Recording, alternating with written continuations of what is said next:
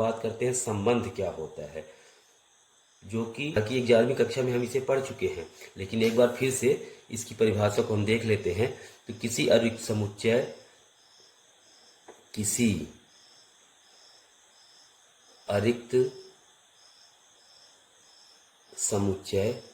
ए से अरिक्त समुच्चय बी में एक संबंध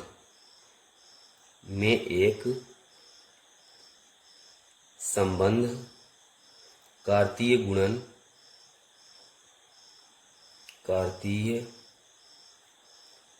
ए क्रॉस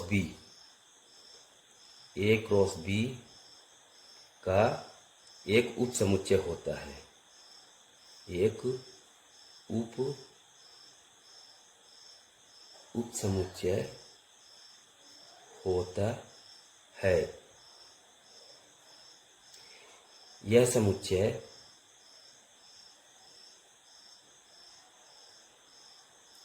समुच्चय ए क्रॉस बी के क्रमित युग्मों के प्रथम तथा द्वितीय घटकों के मध्य एक संबंध स्थापित करने से प्राप्त होता है। इसे कैपिटल R द्वारा दर्शाते हैं। इसलिए R बराबर A, B such that A belongs to A और B belongs to capital B। इसका मतलब ये होता है। अब ये क्या लिखा हुआ है तो ध्यान से देखें कि मान लो किसी अरिक्त समुच्चय, मान लो कि A है और अरिक्त समुच्चय B है, में एक संबंध कार्तीय गुणन A क्रॉस B का एक उप समुच्चय होता है। यानी A क्रॉस B, यदि हम दो अरिक्त समुच्चयों के बीच में A क्रॉस B यानी कार्तीय गुणन प्राप्त करें तो जो संबंध होगा वो या तो कार्तीय गुणन के बराबर होगा या इससे छोटा होगा, यानी कि A क्रॉस B का उप समुच्चय होगा। समुच्चय A के और समुच्चय B के अवयवों के बीच में किस प्रकार का कनेक्शन है, इसको दर्शाने के लिए संबंध को दर्शाया जाता है। यानी जो संबंध होता है समुच्चय A और समुच्चय B के अवयवों के बीच में कनेक्शन को बताता है कि किस प्रकार का इनके बीच में कनेक्शन है। अब संबंध R के अंदर जितने भी अवयव आएंगे वो क्रमित युग्म के रूप में आएंगे, का यानी कि भुज और कोट के रूप का, जैसा कि आप 9th 10th क्लास में ही पढ़ते हुए आए हैं। तो भुज और कोट के रूप का हमको प्रत्येक अवयव मिलेगा। जहां प्रथम घटक है ये होगा समुच्चय A से और जो द्वितीय घटक है B ये होगा समुच्चय B में। अब जैसे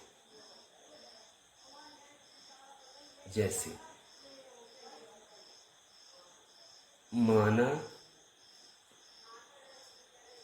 समुच्चय A से B में एक संबंध R राजधानी है। यानी एक दो समुच्चय A और B है जिनके बीच में राजधानी का संबंध है। अब मान लो कि A बराबर भोपाल और लखनऊ और B बराबर मध्य प्रदेश और उत्तर प्रदेश।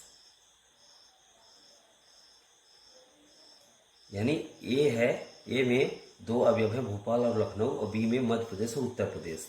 तो इनके बीच में जो संबंध होगा, ए से बी में जो संबंध होगा वो होगा भोपाल मध्य प्रदेश। ये पहला अवयव होगा जिसको हम एक्स और वाई या ए बी, जैसे कि हमने यहाँ पर ए और बी लिया, ये ए है ये बी है। और जो दूसरा अवयव होगा वो होगा लखनऊ और उत्तर प्रदेश। इस प्रकार यानी ए और बी के बीच में संबंध है राजधानी का, तो भोपाल राजधानी है मध्य प्रदेश की और लखनऊ राजधानी है उत्तर प्रदेश की। इसको हम अन्य भी कई प्रकार से दर्शा सकते हैं। अब मान लो कि ये कोई समुच्चय ए है और ये कोई समुच्चय बी है। अब ए से बी में एक संबंध है और यहाँ पर मान लो 1 है, 2 है, 3 है, यहाँ 4 है, ये 5 है। अब इनके बीच के जो कनेक्शन है तो ये कुछ इस प्रकार का बनेगा 1 4। मान लो कि हमने इसको इस प्रकार से और इसको भी इससे कनेक्ट कर दिया, इसको कर दिया और इसको कर दिया, यानी 1 का कनेक्शन 4 और 5 से है, 2 का कनेक्शन केवल 4 से है और 3 का कनेक्शन केवल 5 से है। तो हम इसको इस प्रकार दर्शाएंगे 1 4 1 5 2 4 3 5। ये हमारा कहलाएगा संबंध आर। समुच्चय ए और समुच्चय बी के अवयवों के बीच के कनेक्शन को ही संबंध कहा जाता है और उसको सदैव क्रमित युग्मों के रूप में दर्शाते हैं एवं उन्हें समुच्चय के अंदर रखा जाता है, जिसमें से ये जो पहला वाला प्रथम घटक है, जितने भी हैं ये इनको प्रथम घटक कहा जाता है तथा इन सभी को द्वितीय घटक कहा जाता है। यहाँ प्रथम घटक है वो पहले समुच्चय से आता है और जो द्वितीय घटक होते हैं वो दूसरे समुच्चय से प्राप्त होते हैं। और संबंध हमेशा ए क्रॉस बी का उपसमुच्चय होता है, क्योंकि अगर हम बात करें कि इनके बीच में जो संबंध है तो टोटल ए क्रॉस बी क्या मिलेगा आपको, ए क्रॉस बी बराबर यहाँ आपको मिलेगा 1 4 1 5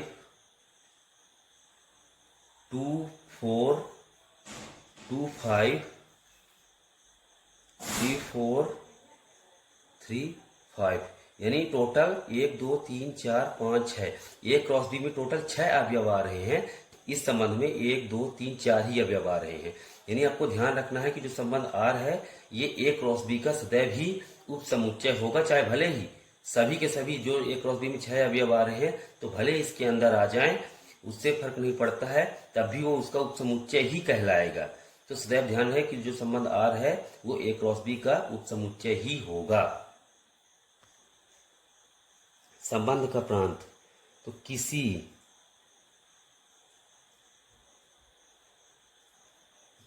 समुच्चय ए से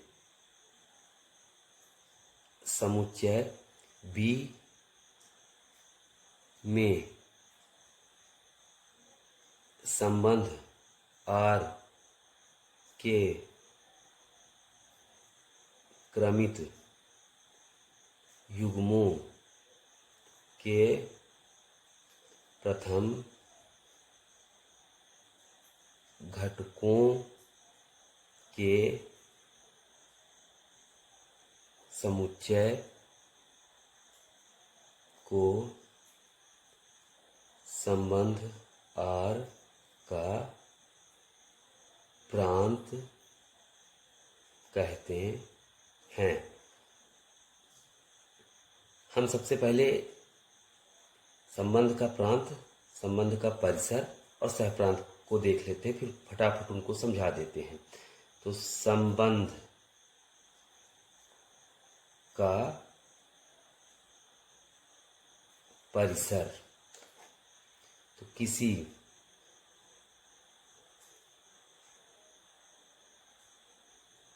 समुच्चय ए से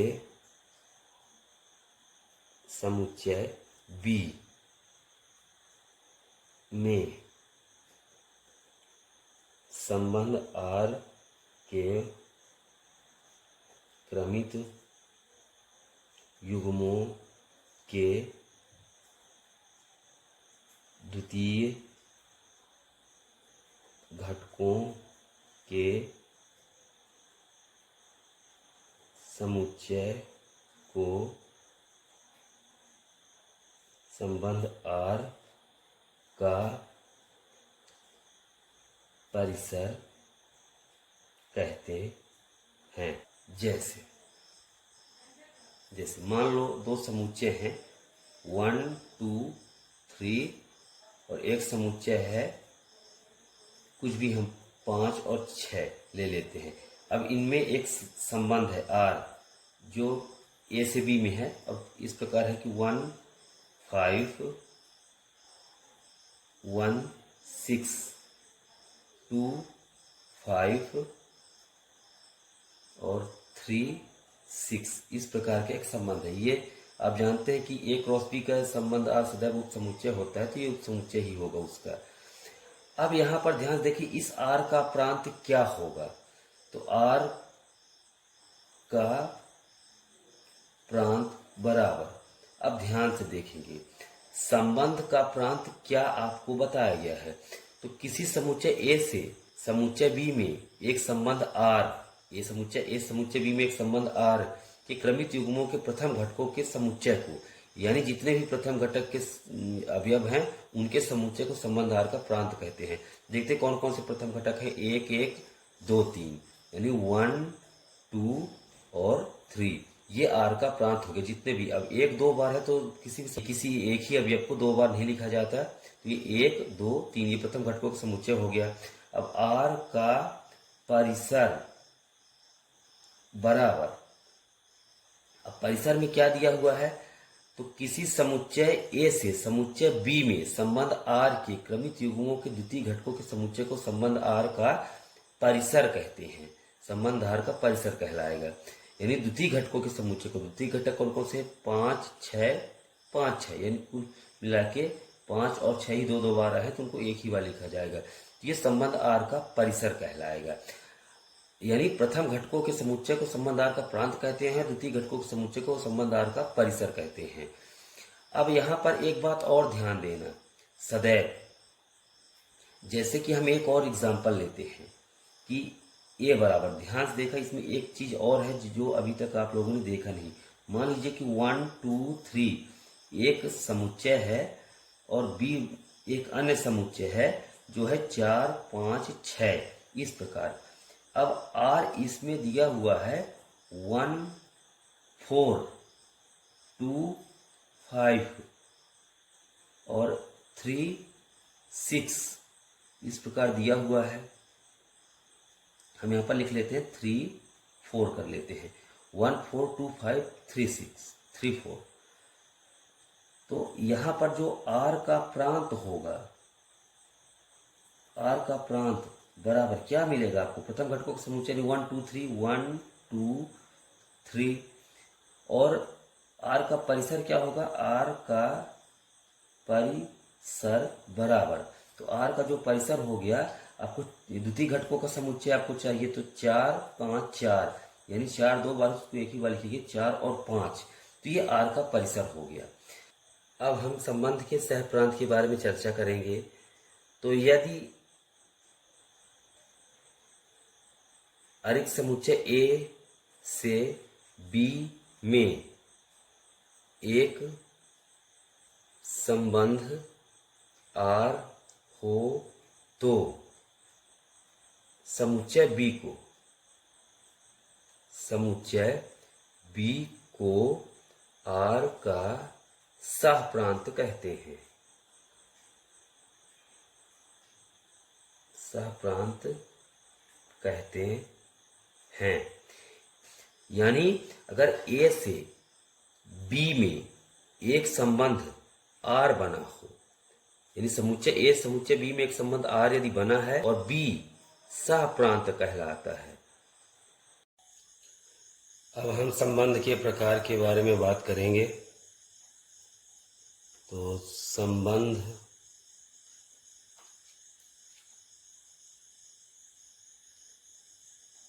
के प्रकार, संबंध कई प्रकार के होते हैं, लेकिन हमको जो 12 से रिलेटेड संबंध है हम केवल उनकी बात करेंगे।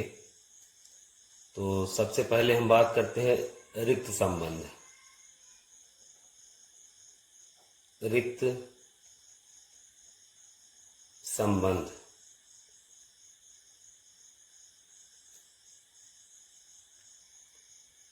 हम पहले देख लेते हैं इसकी परिभाषा। तो समुच्चय ए से समुच्चय बी में एक संबंध आर रिक्त संबंध कहलाता है। रिक्त संबंध कहलाता है यदि R बराबर फाई। फाई एक रिक्त समुच्चय है। इसका मतलब क्या है कि समुच्चय ए से समुच्चय बी में एक संबंध R रिक्त संबंध कहलाता है यदि R बराबर फाई हो। जैसे मान लीजिए कि R कोई संबंध है। संबंध का प्रत्येक अवयव सदैव एक क्रमित युग्म होता है। तो R बराबर ए बी सच दैट का मतलब है इस प्रकार है कि, यानी संबंध ए और बी के बीच में संबंध इस प्रकार है कि ए बी की बहन है, बी की बहन है, जबकि संबंध R एक ऐसे समुच्चय ए पर परिभाषित है जो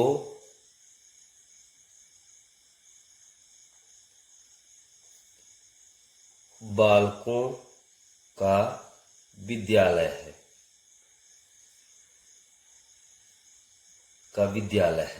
यानी कि बालकों के विद्यालय में किन्हीं दो बालकों के बीच में एक संबंध R है। और R कैसा है कि ए बी की बहन है। ए और बी क्या है? स्कूल में पढ़ रहे दो बालक हैं। अब ए बी की बहन है। अब हम जानते हैं कि चूंकि जो स्कूल है वो बालकों का है। अब एक बालक दूसरे बालक का बहन तो हो नहीं सकता, किसी भी हाल में नहीं हो सकता, क्योंकि स्कूल में कोई छात्रा ही नहीं है, कोई लड़की है नहीं। तो दो विद्यार्थियों के बीच में भाई बहन का रिलेशन तो हो नहीं सकता। रिलेशन तो तब बने जब स्कूल में बालिकाएं भी हो। पर चूंकि स्कूल जो है वो बालकों का है, वहां पर कोई लड़की नहीं है, तो दो विद्यार्थियों के बीच में भाई बहन का रिलेशन नहीं हो सकता, यानी ए बी की बहन कभी नहीं हो सकता। तो इस अवस्था में हम कहेंगे कि R बराबर फाई, यानी ये जो संबंध R है एक रिक्त संबंध है। अब हम दूसरे संबंध की बात करते हैं। सार्वत्रिक संबंध। सार्वत्रिक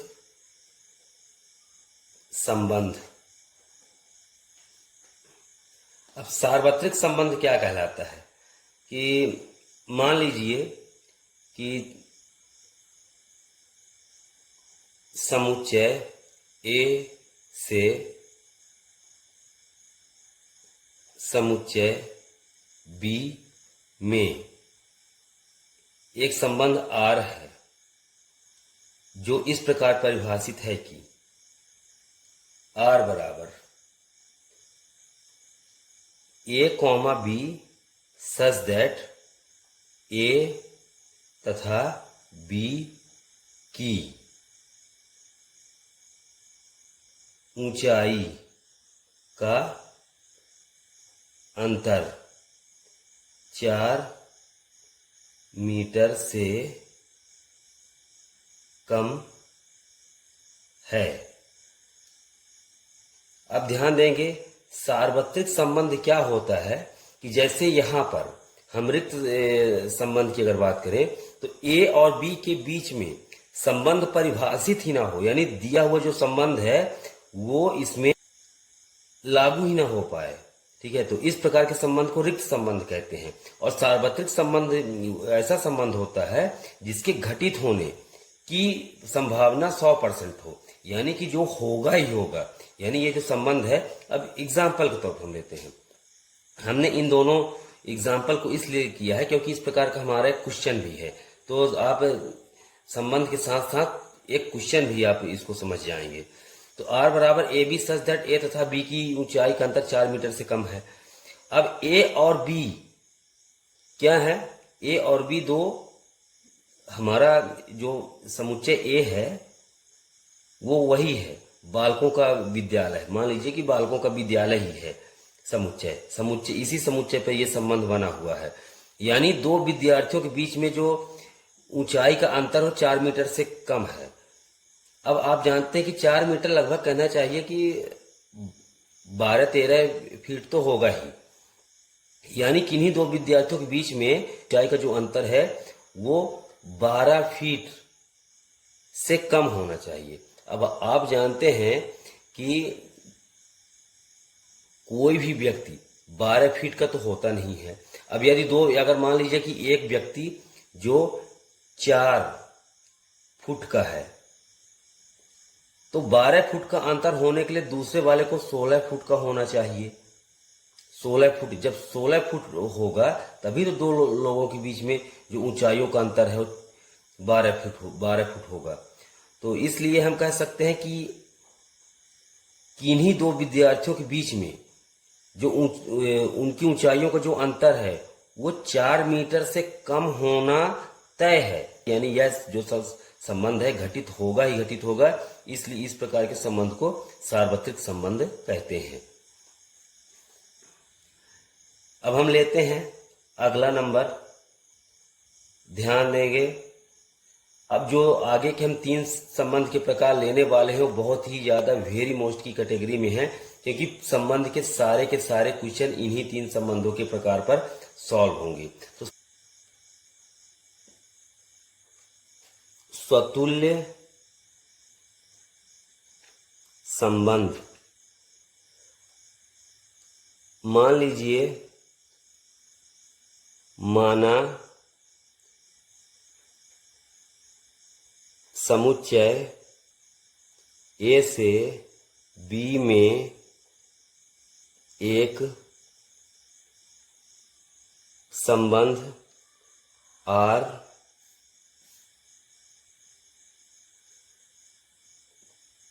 इस प्रकार है कि A belongs to A, किसी दिए हुए समुच्चय, तब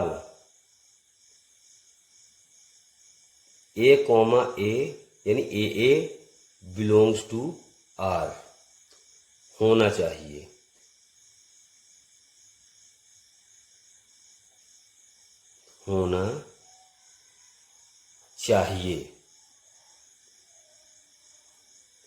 तब दिया हुआ संबंध जो है स्वतुल्य संबंध कहलाएगा। जैसे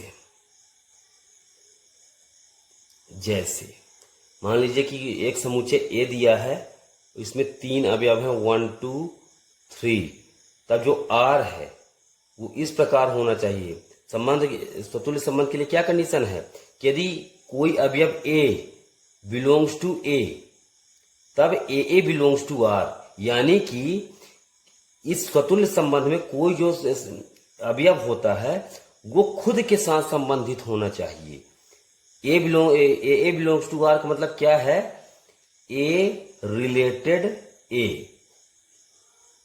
यानी A कोई अवयव खुद से संबंधित हो, तब इस प्रकार के संबंध को हम स्वतुल्य संबंध कहते हैं। मान लीजिए यदि A बराबर 1 2 3 है, तो संबंध R में आपको ये अवयव होने जरूरी है 1 1 2 2 3 3, यानी प्रत्येक अवयव दिए समुच्चय A में का प्रत्येक अवयव खुद के साथ संबंध बनाए, तब इस प्रकार के संबंध को हम स्वतुल्य संबंध कहते हैं।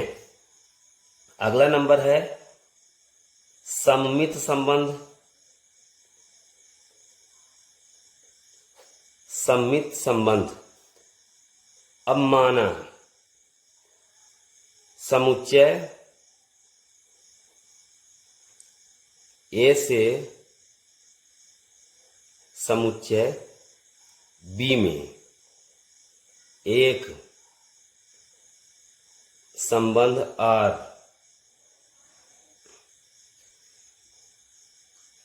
इस प्रकार है कि AB belongs to R, that implies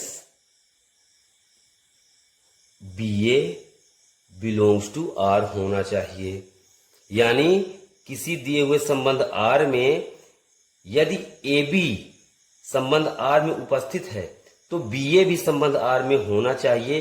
यानी यदि A रिलेटेड B अर्थात A B के साथ रिलेशन बना रहा है तो B भी A के साथ रिलेशन बनाना चाहिए, तभी जाके वह संबंध सम्मित संबंध कहलाएगा। जैसे मान लीजिए कि कोई समुच्चय A दिया है, इसमें 1 2 3 तीन अवयव हैं, तब R जो है वो इस प्रकार होना चाहिए कि यदि मान लीजिए कि R में कुछ अवयव, मान लीजिए कि R में दो अवयव हैं 1 2 और 2 1, तो इसका मतलब ये हुआ कि 1 2 और 2 1।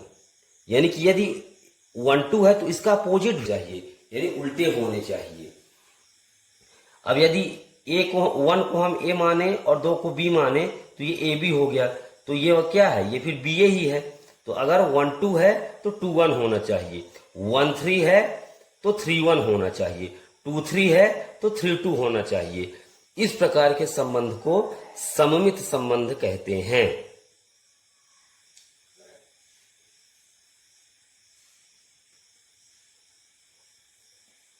अगला संबंध हमारा है संक्रामक संबंध। अब माना समुच्चय ए से समुच्चय बी में एक संबंध आर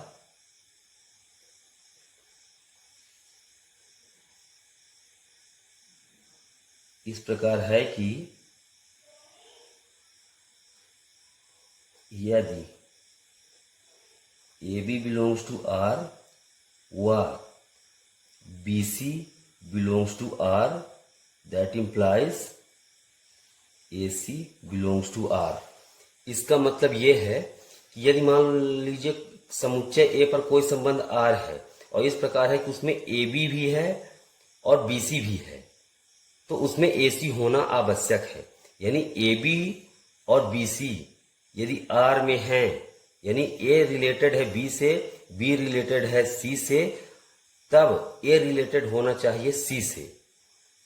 अब मान लीजिए कि एक समुच्चय A है 1 2 3, तब R आपका कैसा होना चाहिए, R होना चाहिए, इसमें जो अवयव है वो इस प्रकार होने चाहिए 1 2 2 3 एंड 1 3। यानी कि यदि 1 2 है जिसको हम AB माने और 2 3 है तो A, इसको आप अगर A माने, B माने, C माने तो AB यानी कि 1 2, BC यानी कि 2 3, तब AC भी आपको संबंध R में मिलना चाहिए। संक्रामक संबंध को दो प्रकार से ज्ञात किया जाता है और आपको ये अच्छे से आना चाहिए। तो नंबर 1 कंडीशन आप इसको समझेंगे, यदि AB बिलोंग्स टू R, यानी AB अगर संबंध R में हो तब BC बिलोंग्स टू R होना चाहिए। यदि BC ना हो, यदि BC does not belongs to R, तब हम AC को संबंध R में ढूंढेंगे ही नहीं। यदि AB दिया हुआ है और BC नहीं दिया हुआ है, मान लीजिए AB तो है, BC नहीं दिया हुआ है, संबंध आर में, तब हमको AC देखना नहीं है, AB को डायरेक्ट संक्रामक मान लेना है। जैसे मान लीजिए R बराबर एक संबंध दिया है 1, 2 एंड 3, 4, इस प्रकार का एक संबंध है। अब आप देखें इसमें 1, 2 है यानी AB है, तो अगर AB है तो BC भी होना चाहिए। तो 1, 2 है, अब 2 से प्रारंभ होने वाला यानी B से प्रारंभ होने वाला कोई अवयव है ही नहीं, तो हम इसको आगे चेक नहीं करेंगे, इसको डायरेक्ट संक्रामक मान लेंगे। फिर इसी प्रकार देखेंगे 3, 4 को देखेंगे तो 3, 4 है, यानी अगर इसको AB माने तो फिर 4 से प्रारंभ होने वाला कोई और अवयव होना चाहिए, पर वो 4 से प्रारंभ होने वाला कोई अवयव नहीं है, तो इसको भी हम सत्य मान लेंगे। तो जो संबंध R है वो संक्रामक माना जाएगा।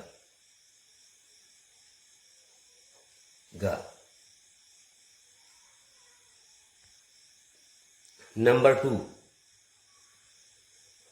यदि AB बिलोंग्स टू R व BC बिलोंग्स टू R, यानी AB भी R में है, BC भी R में है, तब AC बिलोंग्स टू R होना चाहिए,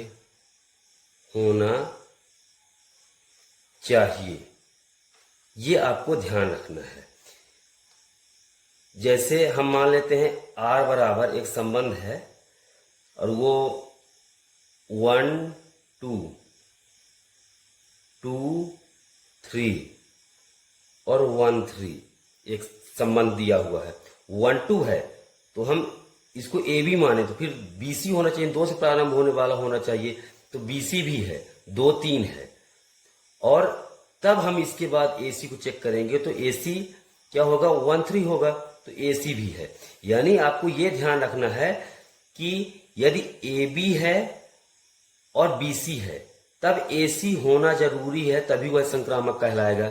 और नंबर 1 कंडीशन क्या है कि यदि AB है किंतु BC है ही नहीं तो हम AB को डायरेक्ट संक्रामक मान लेंगे, क्योंकि यदि BC नहीं होगा तो हमको AC मिलेगा भी नहीं और ढूंढने से मतलब भी नहीं है। तो AB और BC होने पर ही AC ढूंढना है, तभी संक्रामक माना जाएगा। और यदि AB है BC नहीं है तो AB को डायरेक्ट संक्रामक मान लेना है। तो इस प्रकार से ये तीनों संबंध हो गए जो बहुत ज्यादा इंपॉर्टेंट है, आपको इसको अच्छे तरीके से समझ लेना है।